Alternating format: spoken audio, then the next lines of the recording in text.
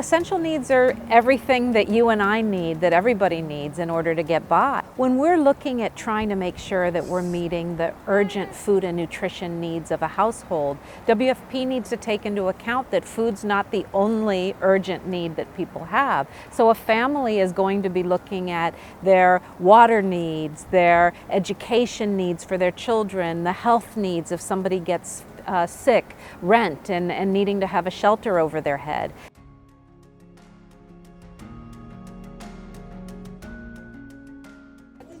هسه قاعدين في بيت أو دسيتها تنين بس دسيتها هنا وأي بنيرة نادوا بكفي 300 ده كله 300 وبيدوروا قماجي لقاس بيدوروا مركوب أي حاجة بيدوروا أنا ما عندي ده بس الفضل ده ما دسيتها قاعد لا.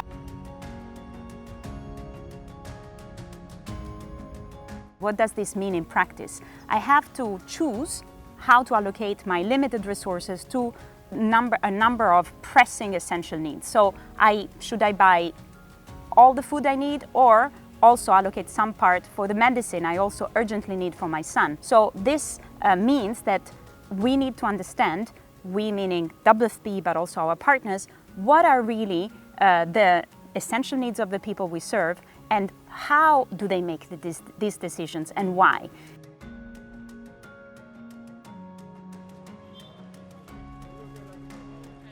I think the best thing to give people is cash because it's not every time they'll need food. Sometimes their kids missing something for school. Sometimes you need to pay a bill. You might need to pay your light. You might need to pay your water.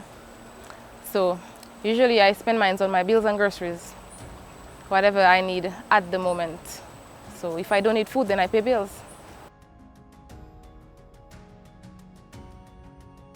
So a deeper understanding on essential needs also needs to factor into our programming and how we design our programs in a way that addresses those needs. And that comes down to issues of targeting, it comes down to what transfer value that we're providing. I mean, these things dictate how people will have access to the resources that they need to meet their food and nutrition and other essential needs.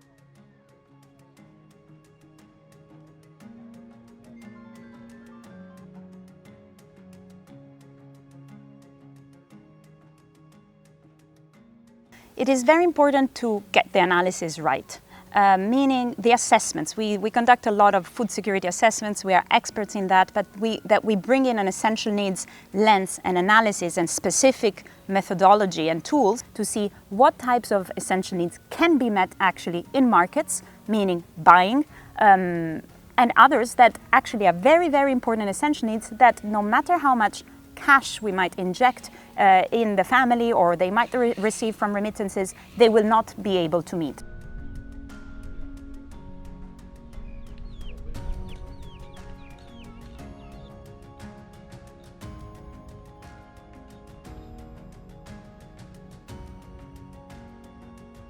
And this one is really based on interviewing households and understanding what their essential needs are.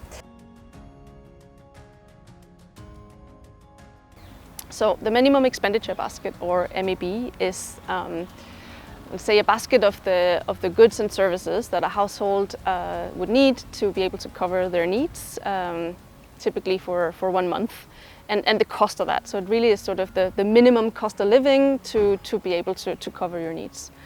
And it's a concept that seems fairly new in the humanitarian sector, but in fact construction of MEBs and analysis of MEBs is something that's been around for decades, because it's actually how poverty lines have been constructed for many years.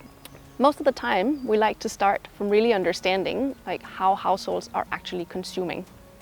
And so we do that by using different data, most of the time by using expenditure data. And we use that to then build this basket that's actually applicable to these people that we're interested in. So it's not us coming in with an idea of, what people really need. It's really us understanding from what people are actually buying and how they are consuming, what would be their minimum expenditure basket.